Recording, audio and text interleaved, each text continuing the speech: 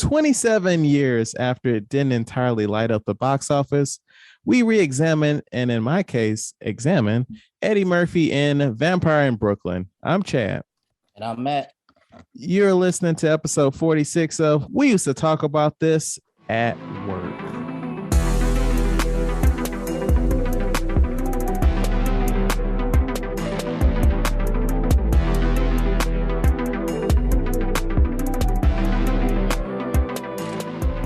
All right, Matt. So, just want to throw this out there at the top of the show that I was on the latest episode of the Happy Fangirl Podcast with Frances. It's the infamous Reanimator episode where shit went topsy-turvy and she started asking me a whole bunch of race-related questions. So it was a wild time, but good discussion.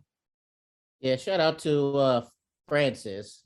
And we'll see how this, we'll listen to it. Well, I'll listen to it and check it out. Let's see this race talk.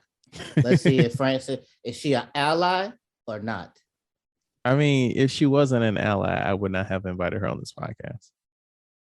Oh, I thought she was doing it because, we got to present both sides of it, Equal opportunity podcast. No, this is a very slanted viewed podcast, We're not trying to have any racist people up on this motherfucker.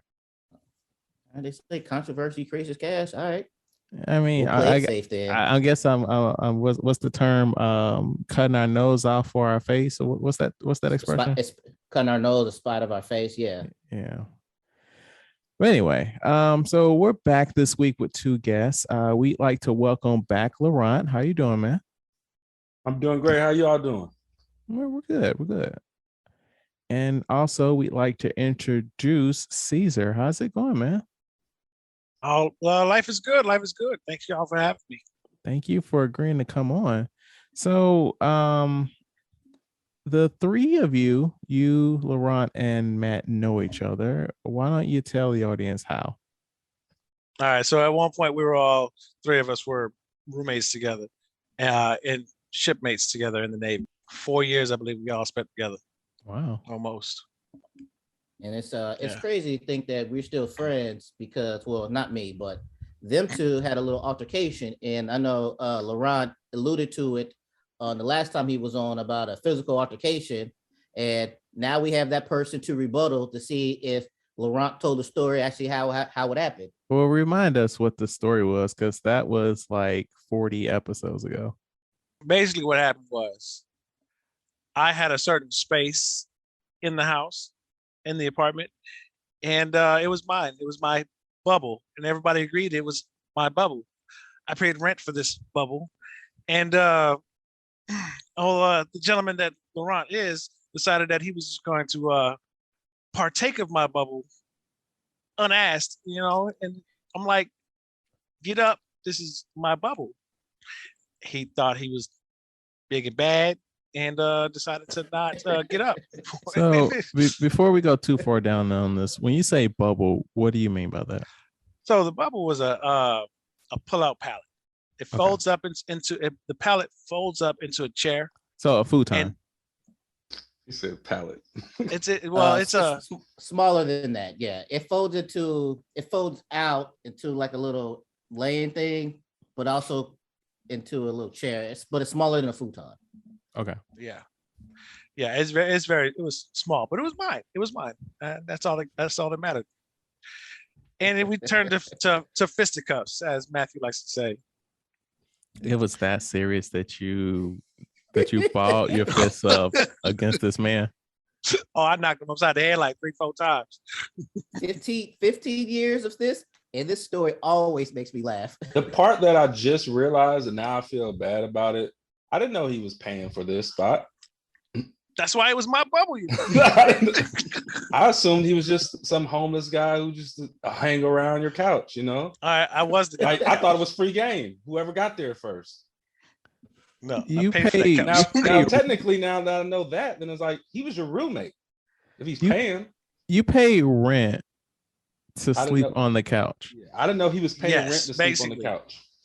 Basically, hey, when the option is a bed on a U.S. Navy ship Oh, or that's a fine. couch at your homeboy's house, hey, And I you foot the you bill. can't bring women back to the ship.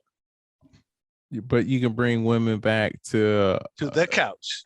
to a bubble that's smaller than a futon.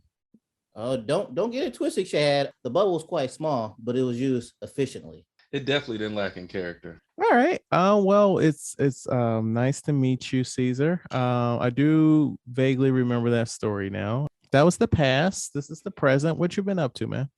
I actually live a very quiet life.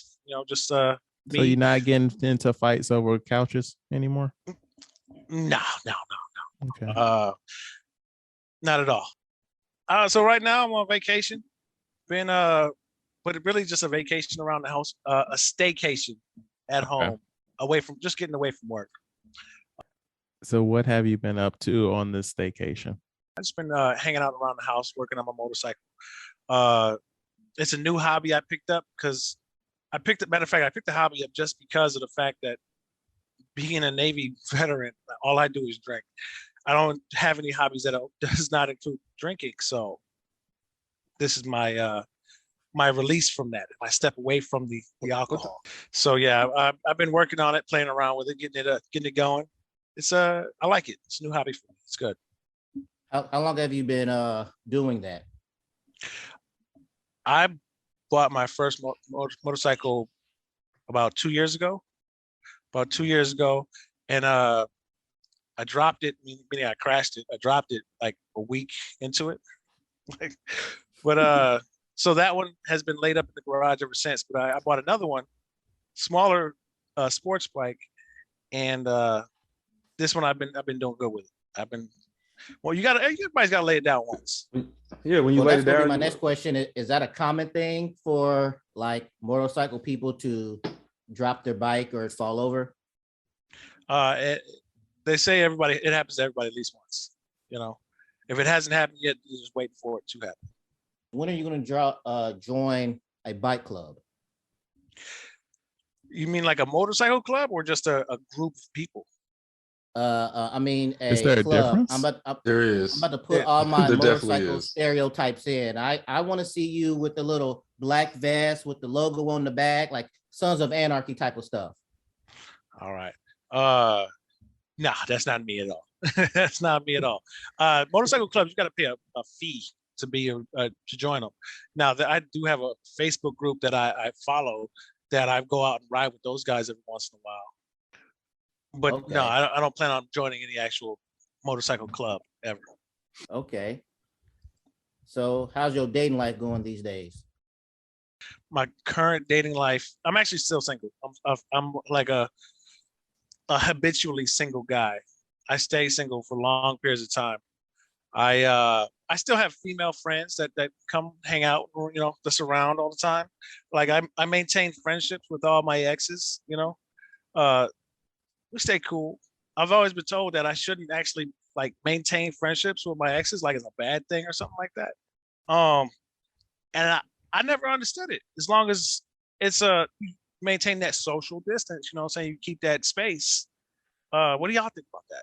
What's your opinions? I guess my first question is, why do you stay friends with your exes? See, Matt's already coming at this from a negative tint. You can already tell by the way he asked that question. So the reason why is because I can't say that any of my past relationships ended with a negative. None of them ever really ended bad, So when I dated these females, they were friends of mine then.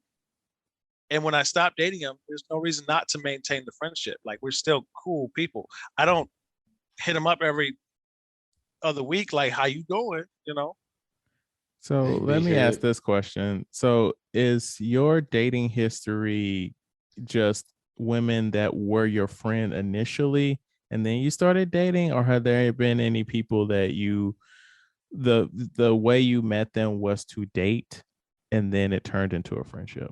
Because that's two different things. So I've got at least like 3 friends from Tinder that it kind of evolved into something, but then we let it just turn into something different, you know. Okay. You know what I'm saying? So it's both ways, so both ways. Okay. Actually, I kind of agree with Caesar. So I'm in the same situation. Besides, it's 2 or 3 people like that I don't talk to, but mostly I don't end on the wrong note with people, right? So I mean, you should definitely send them the link to this episode. We need more listeners. yeah. Girl, I'm talking about you. Yeah, but the thing is though, so even if you when I think, because I do a lot more like thinking and introspective now, maybe sometimes it's about like, I don't want to say it's about your ego, but you might feel like it's good to know that someone that held that deep part of your life, you still want to hold some type of not control, but still be in their life, still maintain that friendship. Because even when you're dating new people, you just know them for 6-7 months. But even that other person, if it's not like Caesar said, if it's not like, oh, I hate you, I don't like this person no more, there's no reason why you can't still have that person who y'all shared great moments of joy with, or y'all had good experiences. You can't still, because you know them for a long time, so y'all could talk about old stories or things y'all have been through. But at the same time, Caesar, is there any other reasons why? Because to be honest, I mean, sometimes you might just want to partake in being around those lady friends for extracurricular activities. Is that the case? I mean, I can say, yeah. I'm just saying, I'm just saying, yeah. But it's not. I don't. It's not that I'm looking for it. You know what I'm saying? But it's always a possibility. It's not that it's always about what?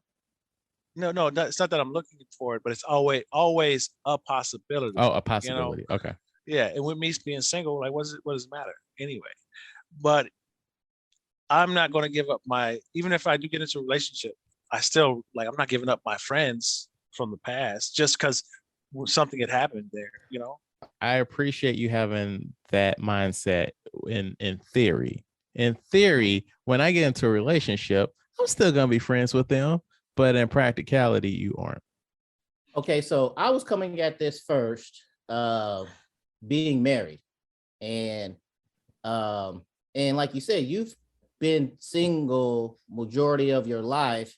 So if being acquaintances with somebody or being friendly with somebody is different than being friends with somebody like you long time. So when I'm married, do I keep up with any of my exes? No. But if I was single, I could see that, where like the possibility of sex might be there, or whatever, or maybe like you said, maybe you generally like them as like a person, whatever. But if I was in a relationship, it all depends. I can understand, like, if my girl was like, oh, this is my ex dude, but we just cool. Then it all depends on like how secure you are in yourself that is just an ex and they not really doing anything, or if it is just they just friends. It's hard to, because when I was single, yes, I had I maintained friendship with my exes, but that was really because none of my exes were really like friends. We was Facebook friends. Well, that's not what he's saying. Like, not like Facebook friends. Like, no, like we met each other, we was cool, we start dating, we break up, whatever it was. But it wasn't like I'm about to go hang out with this person now because I enjoyed being with them, or we used to talk about whatever. We were just like, it worked for the relationship. Now the relationship is over. I don't need to go back to this person. We were cool, but it wasn't like I want to go to David Buster's, so I'm gonna call blah blah blah up or whatever like that. So how there was cool never were you really? no, huh? Well, how cool were you really in your relationships with them? Who knows? I mean, well, probably not good enough if we didn't last. So well, no, that's not. But that's not what he's saying. Like, you can be in a relationship with somebody and be like, this doesn't work in a romantic sense, but the friendship aspect, it still works. Like, though, like, because that is two separate things. Right. I've never had that before.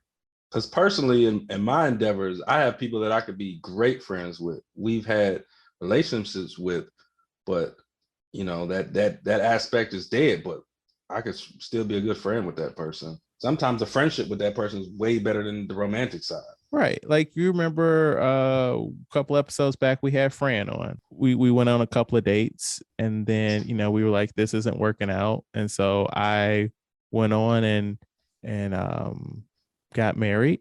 And then a little bit after that, she went on and got married, but we still are in communication. So like, we're still cool. So do you feel like you shouldn't be? Is that the reason why you asked it? Like part of you feel like you shouldn't be, or you're an anomaly, like you shouldn't be friends with your exes? Well, because I've had like a current girlfriend or the girl I was dating at the time ask me like, why are you still friends with this person?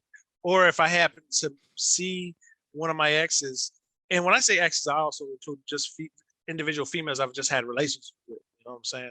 Mm-hmm. So I'll just have them, like, we just have to meet them out in public, and because it'll happen frequently. Like, she'd be like, "Did you fuck her?" Like, maybe. Like, why you don't ask these questions? Like, I'm still gonna give her a hug. Like, that's my friend. So just to give a little insight to me, even though I maintain these friendships or whatever, right? I am firmly against cheating. I'm not a cheater. That's not something I do. If I'm in a situation with somebody, like, it's me and you, and that's it. Before I would cheat, I'm like, hey, I'm going. This isn't working. Yeah, I'm gone. So Laurent, what you been up to? What you want to talk about? So, I moved to California, right? Oh yeah, that's right. You mentioned that on the last episode. Yeah. So how's that going? Well, it's a big change. Over the last winter, I caught COVID. My holidays was filled with drinking lots of water, taking medication, and sitting around, rolling around, wondering what's going to happen. But hey, I'm here now. Yeah, I ain't gonna say I wished I had COVID. That's not it. When I was that's sick, not appropriate. And I was doing bad. When I got tested and they told me I didn't have COVID, I ain't gonna lie, I was a little bit disappointed. I'm like, I'm just out here regular sick. But after that, I went and got boosted up though.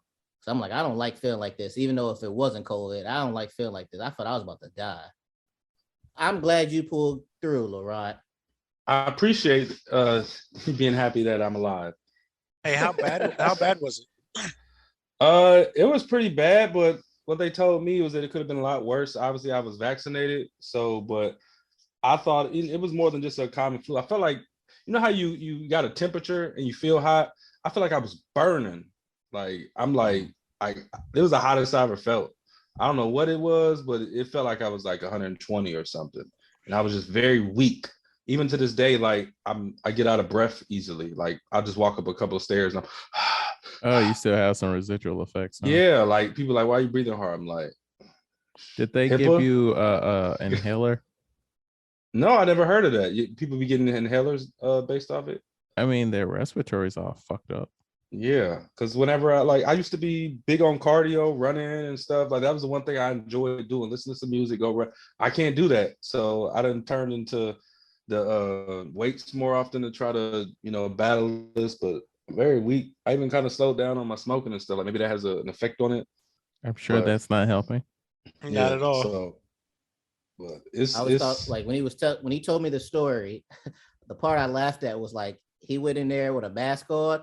After they tested him, they was like, nah, you need this other mask. Yeah. They gave me like the super duper N95 mask. I just had the little, it was like, nah, right here. And then everybody just like, y'all remember the old dunk contest with Shaq and T-Mac and them, and they would just lean back like, that's how everybody looked. Yeah. As soon as results came out, they were like, oh.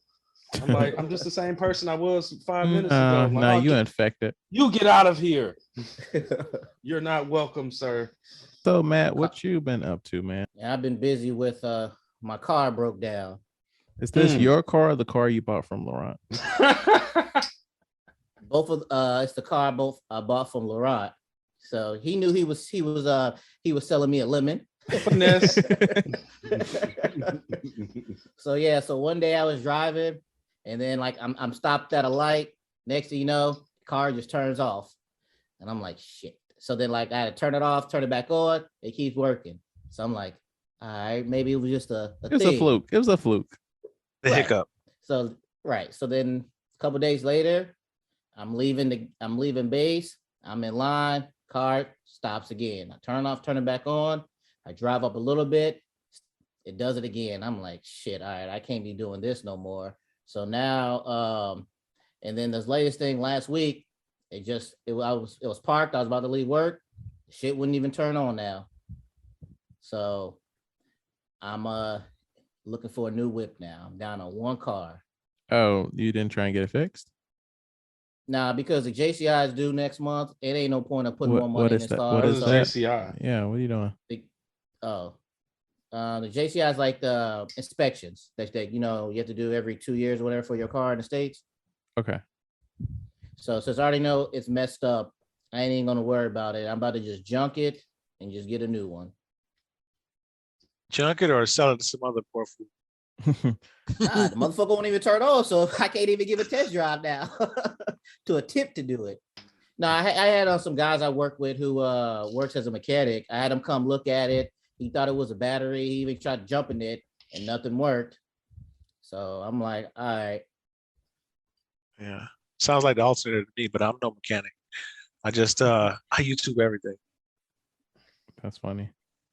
Yeah, it's okay. Are you looking at any specific cars? Oh no, I already got one lined up. There's a guy I work with.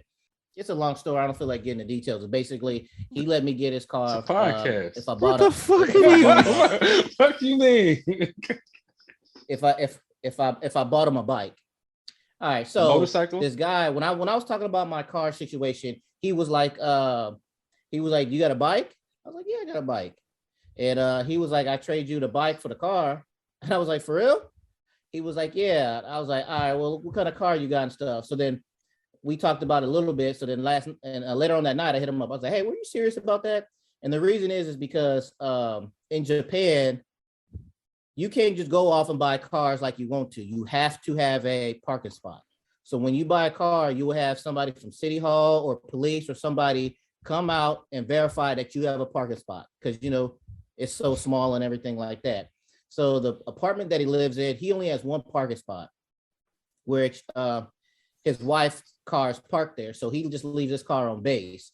So he was like, and he normally just walks to base. So he said that if I get him a bike, that he would give me his car, and then his wife would be able to get a sticker for her car to come on base.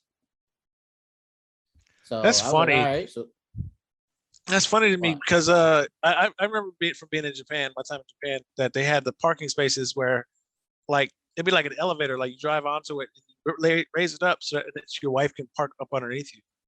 Yeah, some apartment complexes are like that, to where you could do that, and other ones are just regular ones. So he was like, so I took him to the store, picked out the bike he want, and now I got to junk on Monday. I got to junk this car and do all the paperwork and everything. So I am in good shape. Well, that's good to hear. So with no car to rip and run the streets in, I'm at home. So I've been just catching up on shows. Have you heard of the Earthquake comedy special on Netflix? It's new. No.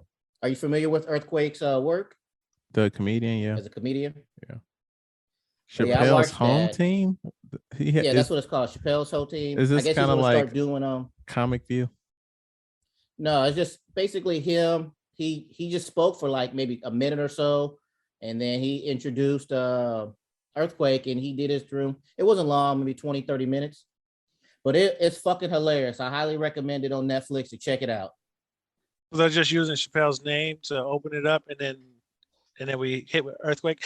Earthquake sounds familiar. I don't really know, but is that what they're doing? Comic View thing. I remember. Yeah, basically, yeah. It's just Chappelle's using his platform to give shine to other comedians. But Earthquake's been in the game around. for a while, though. Yeah, I mean, I guess I remember the name. But just because he's been 55. around doesn't mean that he's big, though.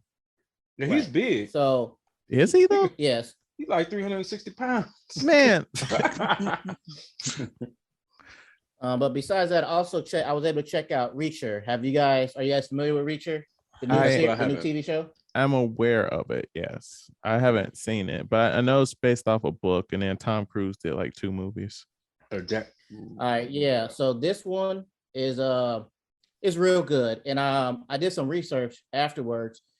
So apparently, when they did the Tom Cruise movie, fans hated it, and the reason is because Jack Reacher, the character, is like 6'3", 6'4", muscular, all this stuff, and we all know Tom Cruise short and everything.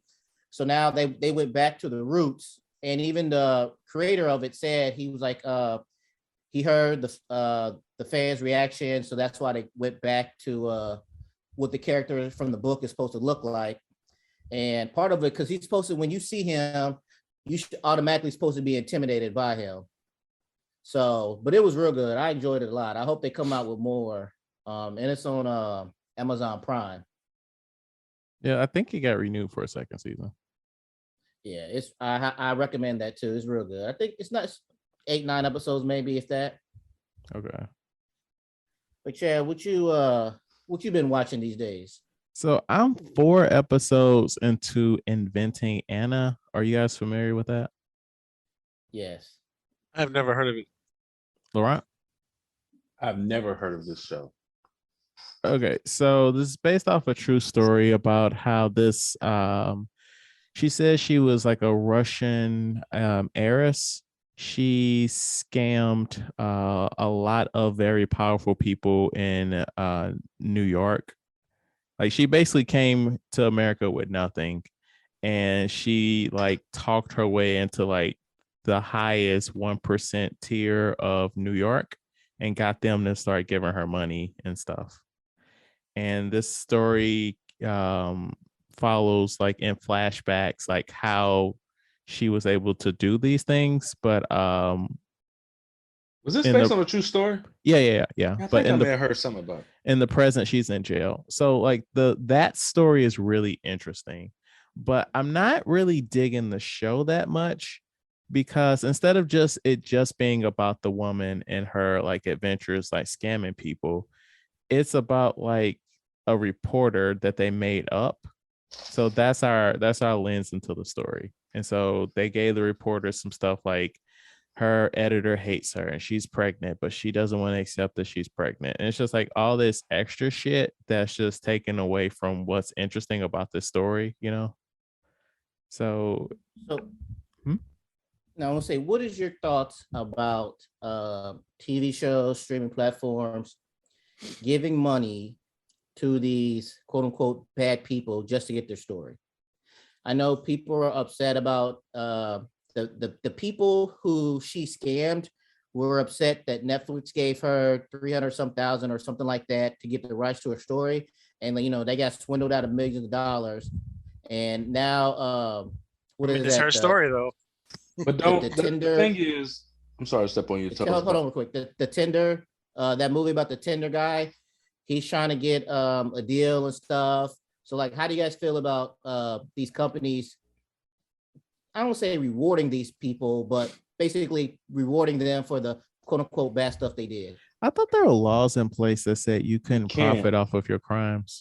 But at the same time, does she owe these people money because of that in restitution? Yes. No, she scammed these people out of thousands. That's not his question. My question is, if she owes these people money, isn't she able to use it? It's a similar thing to the Wolf of Wall Street, right? The guy went to jail for it, but he used the money to pay off the stuff that he owed for. So I see what you're saying. But if you're not allowing him to tell his story or write these books or do whatever to pay them back, then they could just throw up their hands and say, "Hey, I don't got no money." I think it's certain types of crimes, like Charles Manson, off the many movies and documentaries they made about him. I don't think he received any money for that. I think a similar thing happened with I don't know if you guys listen to hip hop music, but at the time Rick Ross tried to sue Rick Ross, and the reason why the suit got thrown out is because you can't make money because you're like, this guy's using my name to make money, so they threw his case out. He tried to sue himself. So the rapper Rick Ross, the name is based on a alleged notorious drug dealer. So that's not his real name. Okay. So I the see. guy who was Rick Ross tried to sue, and the court's like, how are you going to make money? Well, he's rapping about the stuff that I do. So it's like, no, you can't make money off of that.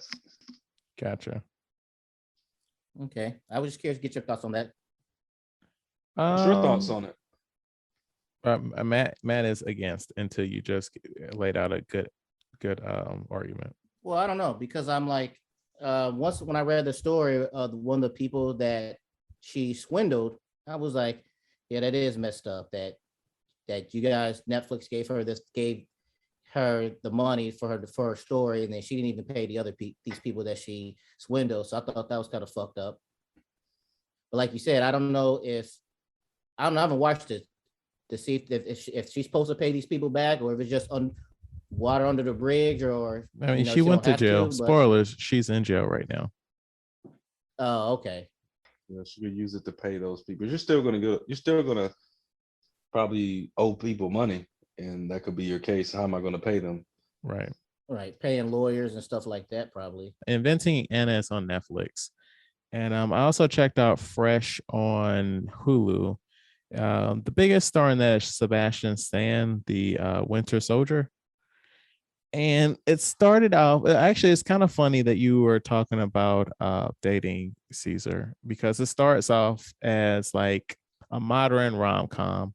Like the first scene is a girl, she's on like a Tinder like app where she's swiping on guys.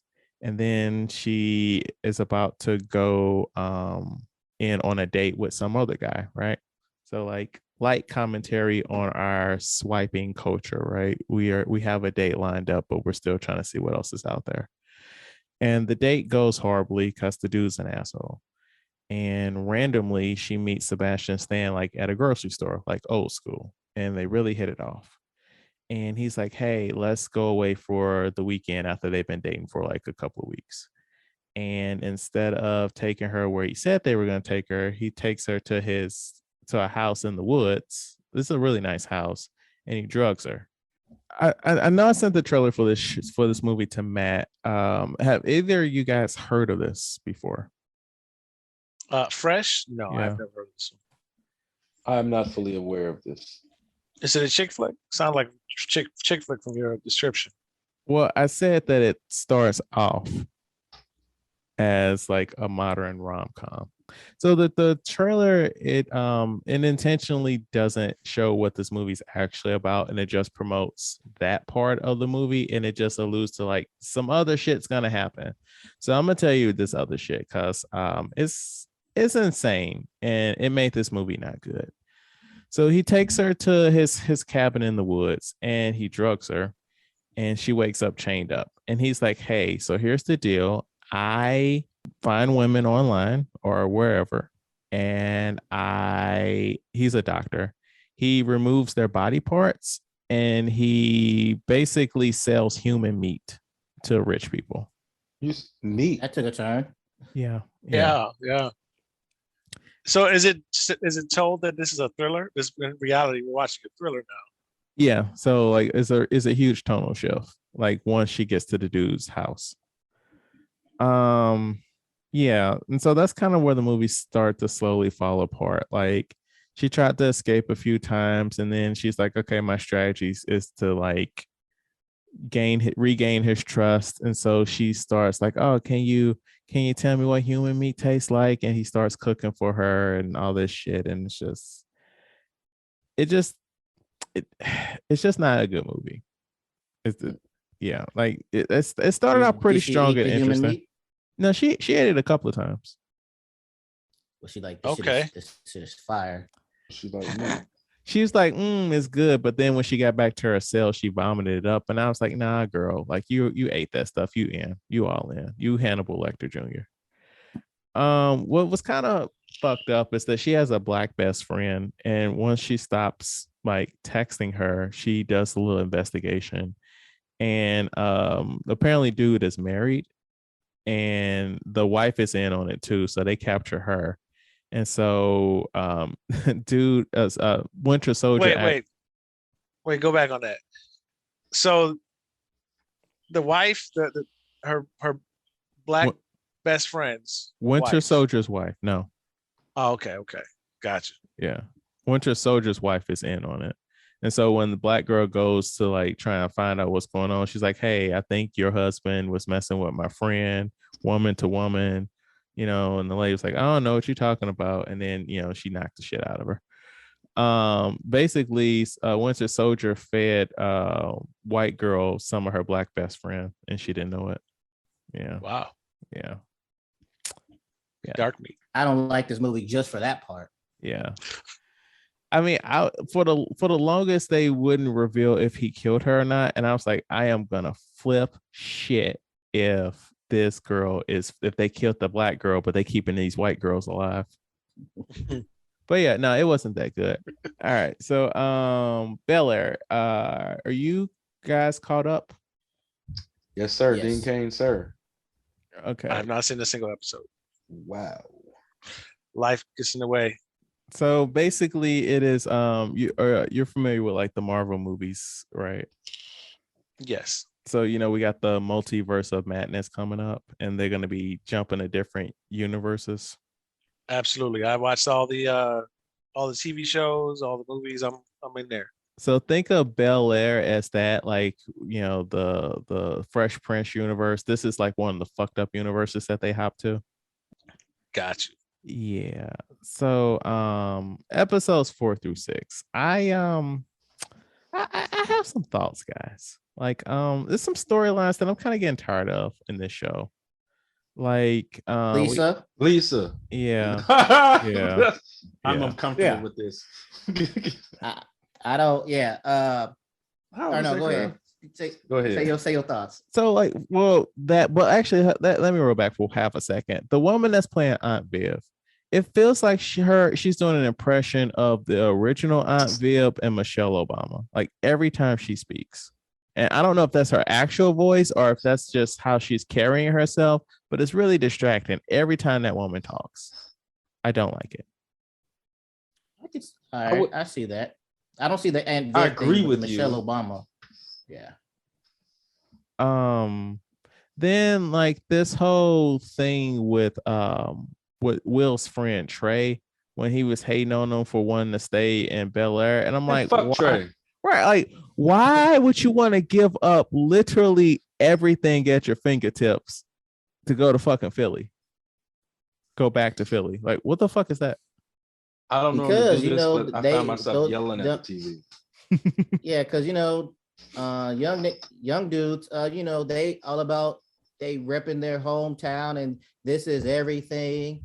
I'm gonna tell you something that was told to me when I was young. You can't rep your hood if you never left your hood. That's so true. That is so true. Yep. Like when in that first episode, when he's like, I never left Bel-Air. I'm sorry, I never left Philly. I'm like, what? Why? Why not? See what else is out there, man. Yeah. Because they stuck in their city bubble. And no, I totally agree with you guys. When they were like, when he was mad, you ain't coming back and everything like that, I was like, but one thing I do enjoy about it is they not hard in front of their friends. Like he cries if they both cried in front of each other, and they even tell him on the phone, "Love you," on the phone. Yeah. I guess they're in a relationship. That's the way the guy was acting. Like he did something personally to him by having his own decisions and choices about where he wanted to live at. Yep. As if he betrayed him somehow. Even when I was upset because he offered for him to come there. Right. It wasn't like he was like, oh, screw you over there. He was like, hey, you should be here too. So like he wants to be grounded. He wants to be grounded and have the Philly people with him. Right. Got those concert tickets and stuff. Yeah, I was yelling at the TV. I was so upset. And then like, okay, so Lisa's dad, he's the chief of police, right? I don't know if he was chief of police. He's a police officer. I thought he said he was the chief of police, and then now he's about to turn around and run for DA. Like you're a lawyer too? Because I'm pretty sure you got to be a lawyer to be DA. That sounds like the conflict of interest. Like no, well, my thing is like, why are you a cop if you are an attorney? It's the multiverse. of madness. So yeah, like those are just the things off the top of my head that I've got issue with on the show. It's just like, what the fuck are we doing? I don't like Lisa at all. Okay. I understood at the beginning where she first met Will and everything, and they were doing their stuff. And are these the only black people in Bel-Air? Because I'm just like, Lisa, you date this one? Okay, y'all broke up. Then his cousin comes, and this is bad on Will and Lisa, because I don't care. Like, once at the beginning, he didn't know that they dated, but once they found out it's dated, why are you dating and kissing on your cousin's ex? Even and you know he got feelings for her. Right. You see any other sisters out there? Right. So I'm like, no matter what, like even when this last episode, when Carlton couldn't do anything, and then he comes out confront her because this whole celebration about her mom thing. Why are you doing this? Like, I understand you like her and everything like that. So be friends with her. You can't find anybody else. You know how your cousin feels about her. But it's like, this is the only girl in the world right now. I mean, this is going back to what Caesar said, right? Staying friends with your exes. Yeah, just staying friends with people maybe you shouldn't be friends with. Right. That's what I think. I mean, especially with the stuff that Carlton is over his head, that he knows everything. Why would you tread in that water at all? Right. I don't disagree with that. Carlton is yeah, I should see his comments on his TikTok. It's all people saying "fuck you." Right, and that's like he's just doing regular shit. Like he playing a song, and they're like, "Man, fuck you for what you did to Will." And he's like, "I'm an actor." Right. So he like, so he like Tyreek on Power. The people. That's what I was gonna say. Yeah. Can't just walk. But that means he acted his ass off though. So yeah, I give him props for that, because every time he on there, I fucking hate him. Also, it seems like the actor that's playing Will is actually fucking the actress that plays Lisa, because they a little too close on her TikToks, a little too close. And I'm like, okay, sir. I mean, y'all work together. That's not really cute, but all right. Work together, flirt together. Hey man, they're trying to build that get an on-screen relationship chemistry going. Yeah. Also, why is Michael Early's nappy-headed ass in this show? Let him live. Who was that? the art dealer. Oh. Well, yeah, that's another dude that should be like, he always on some shiesty stuff. Like he always trying to steal your girl. Mm-hmm. I mean, I call him Mr. Steal Your Girl. The moment Uncle Phil came in the room, he's like, "Who the fuck are you, man?" Right. I was like, he appreciating my wife's work. Right. He's like, "Why don't you do some guest stuff?" Yeah. Also, I something I don't like about these kind of shows, like where it's like, especially shows centered around rich people and like teenagers and stuff, like every week there's some sort of fucking party that they have to get ready for. Like, can y'all ever just exist? Like, no. One week is prom, the next week is the fucking formal, and then you got wait, Chad, are you rich? Do you live in Bel-Air? Well, I'm saying, are you rich, Chad? Last I checked, no. I'm not rich either. Maybe this is how rich people live. A party every week. Right. And we just don't know about it. Maybe rich people do this all the time. Hey, rich listeners, comment and let us know how let us know how y'all really living. Is this an everyday occurrence for y'all? But going back to Trey, when they flew you out, I want to assume first class. Got flew out. And then when he was like, yeah, you need to put this suit on. Oh my God. Eat dinner. And he like, what? You do this? What is the big deal about putting this fucking suit on? Y'all don't eat with a hoodie in your drawers? Right. Y'all wash y'all hands first? He enjoyed being poor. Then when you can see better stuff, he's like, nah, I don't like this. Mm-hmm. You guys are eating with forks and spoons. I don't like this. I like the way I do it with my. It's just like, why is this the thing that you don't like? Or you can be like, oh wow, that's weird, or I never knew people do this, and then put the fucking suit on. And then it brings me back to when I was like, what are they in a relationship? Because when they were at the concert, I would have just said, hey, we could table this to, enjoy ourselves now. But it was like, nope, I'm holding on to it in front of a crowd, and we're gonna. Right, that's I'm about to make a scene. Like angry at a concert. That's like, man, we can talk about this later, bro. We out here to. Right. But yeah, he might turn out that he has feelings for Will, and maybe that's why he upset. They're setting it up. But at the same time, like, so when he came out there, he was like talking as if Will said things he didn't say. Like, you're coming out here. I'm like, nah, you said that. You just took it for granted. I'm coming back to save your little basketball team because y'all tripped her ass. Like, what am I like? You know what I mean? Like, what do you want me to do?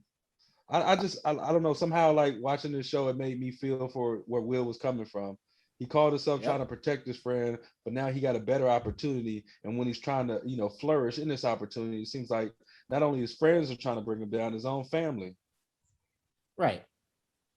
Because speaking of that, what's your thoughts on his mother? I'm trying to think, if I was in her shoes, of course she wants her son back, but he has better opportunities there and stuff.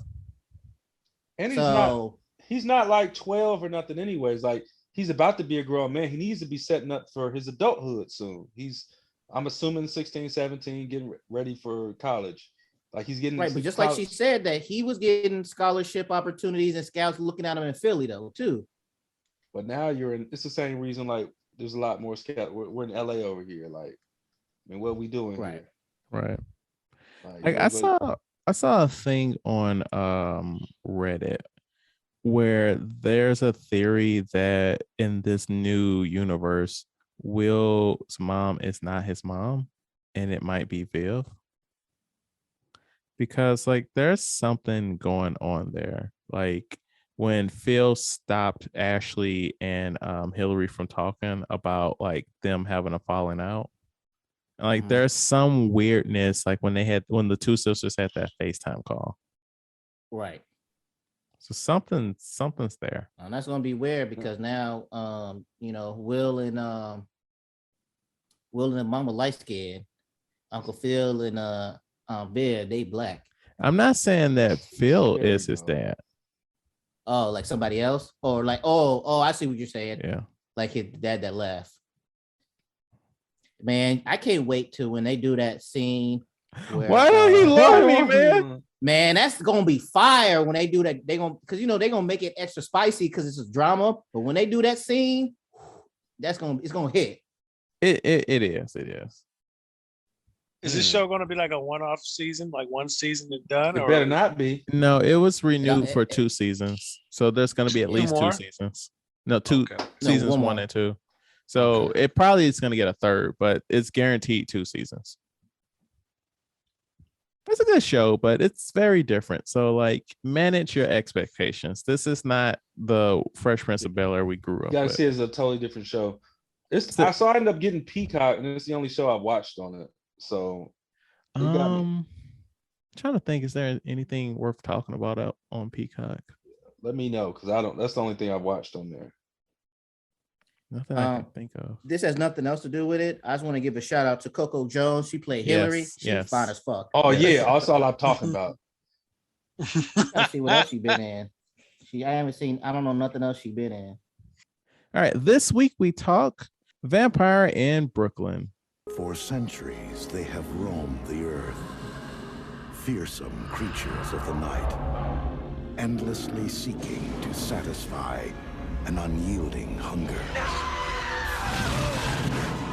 Now, the world's last vampire is about to encounter something infinitely more terrifying than himself.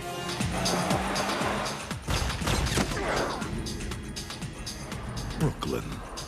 Interesting. I've been stabbed and I've been hanged. Even broken on the rack once, but I've never been shot before. Kind of itches a little. The last surviving vampire from a Caribbean island arrives in New York in search of the Dampire, an offspring of a vampire and a human. So my question is, am I the only person that has not seen this movie before? Thought I did, but I realized I definitely didn't watch this movie. But you didn't watch it I've watched today? Wait, what are you Until talking- today. Okay. I've definitely seen it. You know, I've seen it not many times, at least 4 times. So you've seen it before? Yeah. And then Matt suggested this. So what's your relation to it, Matt? I've seen this thousands of times. Okay. I just remember always going to my grandparents' house, and they just had they just had bookshelves of VHS tapes, and I just remember just me and my brother and sister used to watch this all the time. Now, the last time I seen this was probably when I was a kid, so I haven't seen this over like 20 years. Okay, so similar to Meteor Man. All right, so Laurent, since you and I haven't seen this before, what were your thoughts on it? My thoughts was first to temper my expectation because obviously it's an older movie, right? Okay. So some of the commentary and jokes are, I wouldn't say cheesy, but it seemed like I could predict what they were going to say and the way they were talking, right? So it has some old familiar faces such as Pops. And I noticed a lot of his commentary is things that I've seen him on other shows regurgitate over and over, right? Yeah, but back then it was probably fresh. Yes, I'm sure it was.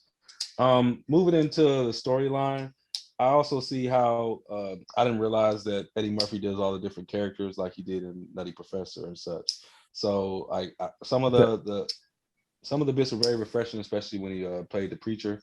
Okay. And what is it? Angela Bassett got to be 60, but she always looks like she's 25 in every movie. Yeah. You can get it. Yes.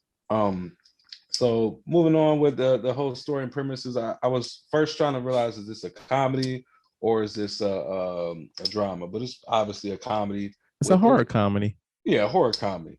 Some of the actual violence was more than I thought it would be. It wasn't in a comedy styling. Like we got guys ripping out hearts and biting necks, and it was okay. I mean, but that's what you see it was. It's not going to win best picture, but if you go with an open mindset, then it's not the worst thing to watch. So I thought this movie was okay.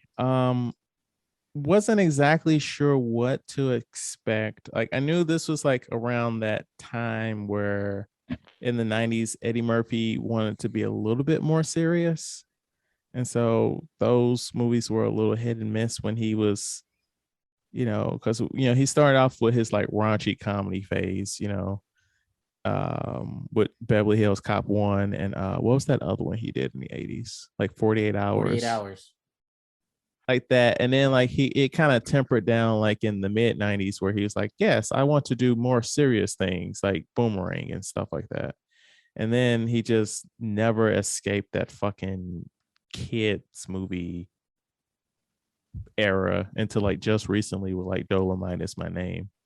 So this isn't a great period for Eddie Murphy content, but I thought this movie was okay. Like it was kind of nice to see him like play a villain. So that's a positive. There were some funny jokes. Like I was super annoyed when I saw that he was playing another character because I'm like, I fucking hate it when Eddie Murphy can't just be one fucking person in a movie. But that scene was really funny as the preacher. It was refreshing to see two black cops. I don't know. I can't explain why, but like when they revealed Angela Bassett and that was Alan Payne, right? Yeah. Yes. Yeah, Alan Payne. Seeing him as a cop, I was like, oh, that's really cool. Like, okay, I didn't see that coming. I feel like we missed an opportunity. Like, so they were like, hey, Angela Bassett, she's descended from vampires. And in the opening monologue, in the opening narration, Eddie Murphy mentioned like vampire hunters. And so I thought they were going to kind of set it up that Alan Payne is a descendant of those vampire hunters. Cause I got a vibe of like Hunter from him, like in like some of his early scenes, like especially that scene with Eddie Murphy in the bar when he was like, hey, you need to get the fuck away from her.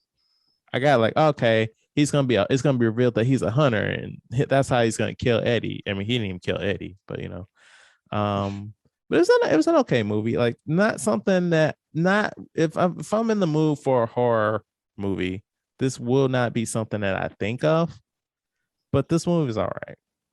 I've always enjoyed this movie. Like I said, I've watched it like 4 times, maybe more even. Just because old Eddie is always funny to me. Even his non-comedic stuff that was still funny, like his music career. It's just Hey, his girl likes to party all the time. Okay. yeah, right. I thought it was hilarious.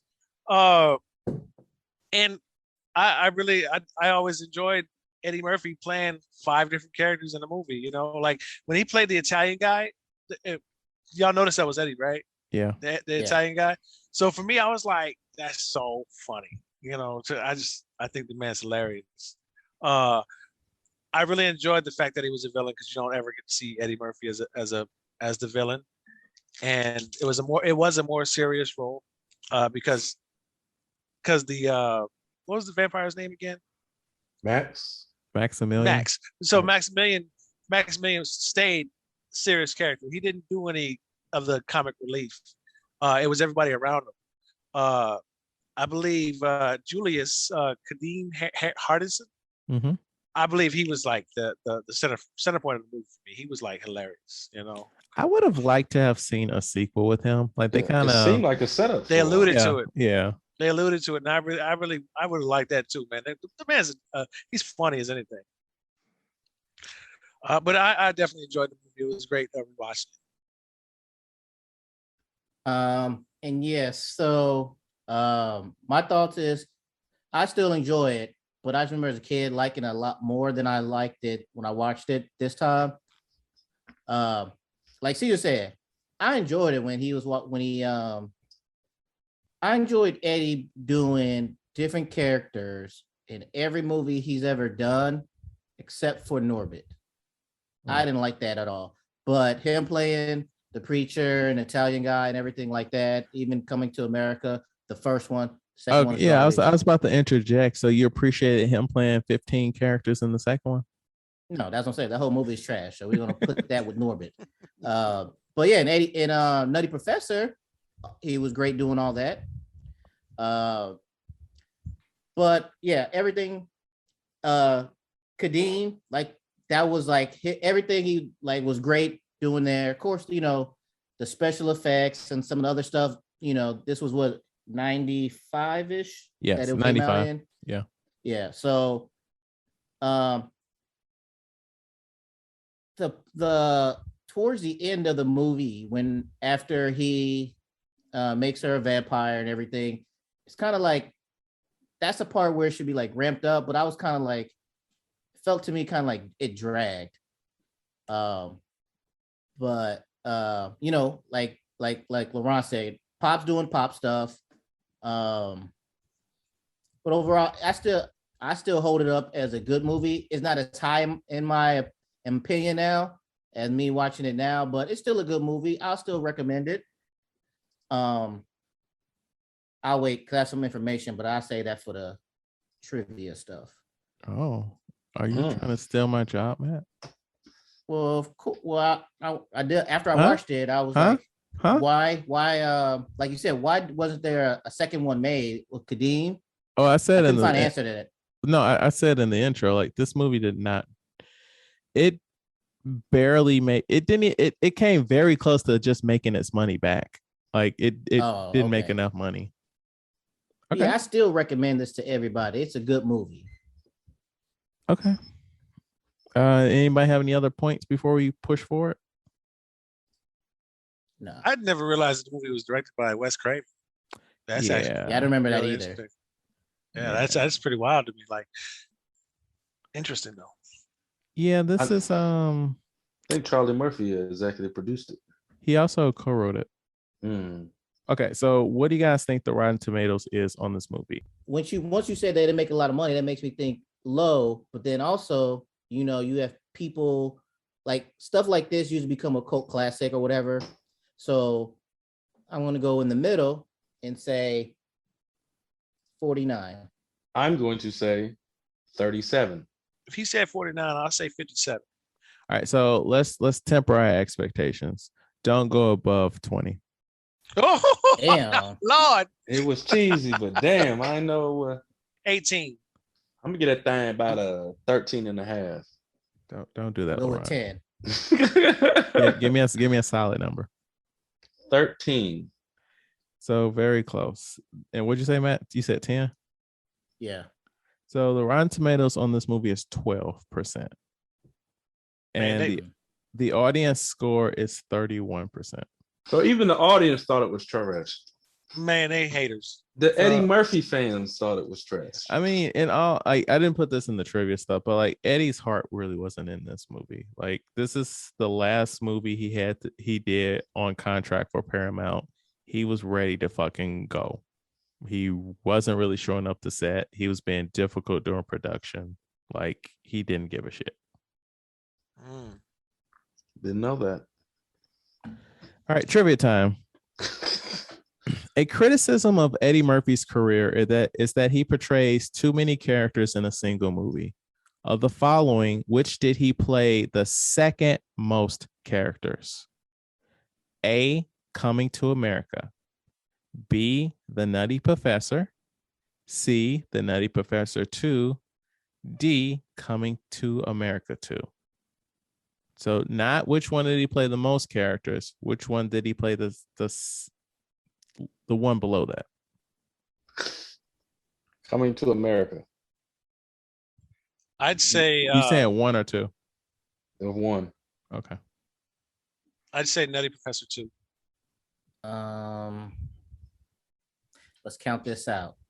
So Nutty Professor, he played one, and he played the father, the mother, the uncle, or father, mother, the brother.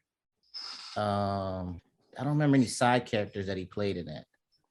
Oh, grandmother, father, mother, brother, grandmother. Then he played the Nutty Buddy Professor Love. person and Buddy Love. So that's 6 right there. 6 characters he played. I got a countdown on this. And then on Coming to America, he played the king, he played the barber, he played Sexual Chocolate. Preacher. No. I'm gonna go with, and I have erased Coming to America 2 from my mind, so we're just gonna exclude that. So I'm gonna go with Coming to America 1.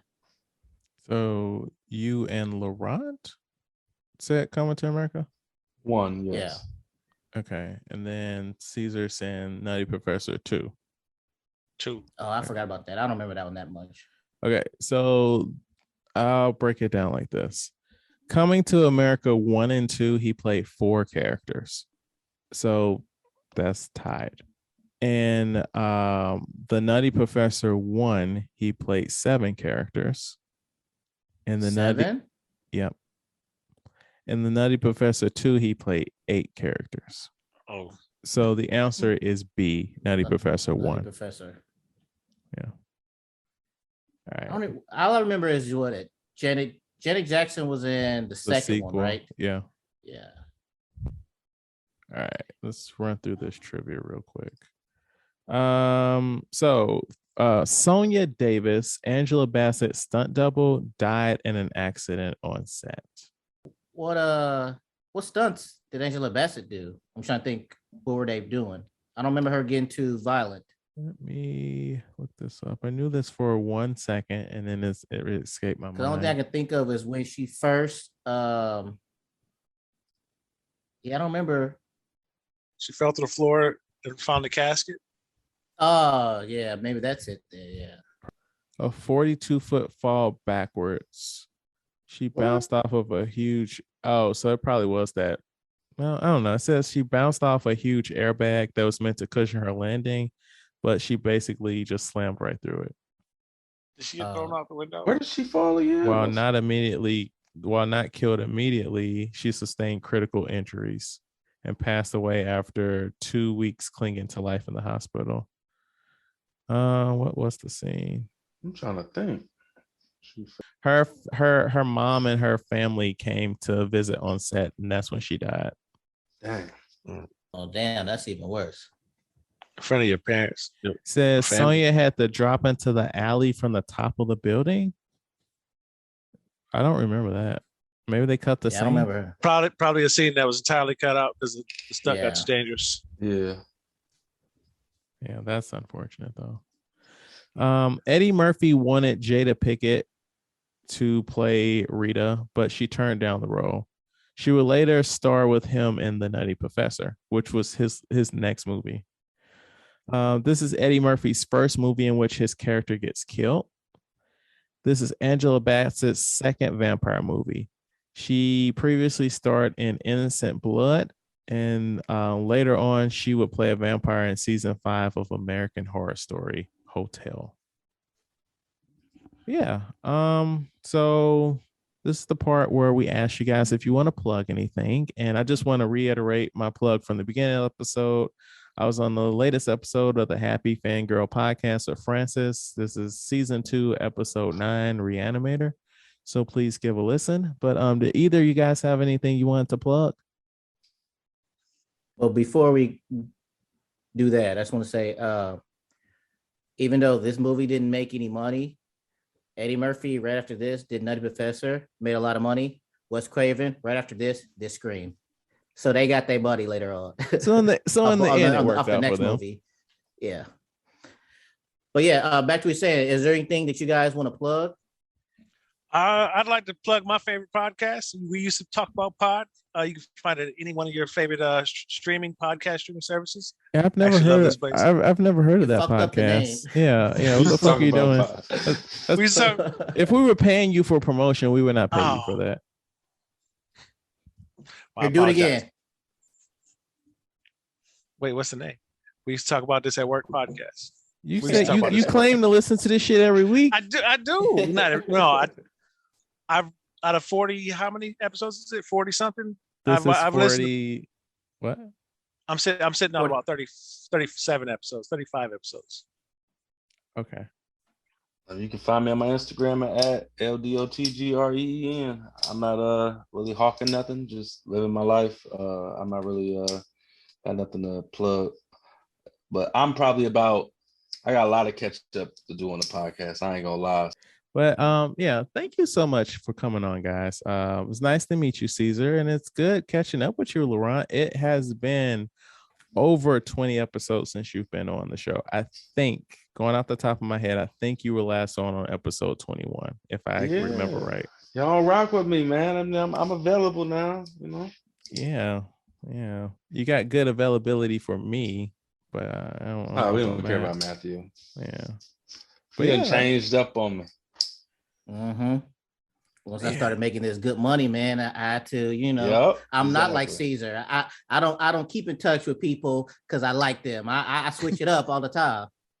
That's funny. All right. Thank you so much for listening. Please rate, like, and review our podcast on your platform of choice. If you have any feedback, please email us at weusedtotalkpod@gmail.com. Like our Facebook page, We Used to Talk About This at Work, and follow us on Twitter, Instagram, and TikTok at We Used to Talk Pod. Tune in next week when we review Turning Red. And like always, I don't know if this was a good episode. I don't know if this was a bad episode, but whatever you think about it, talk about it at work. Thank you for listening. And away goes the news.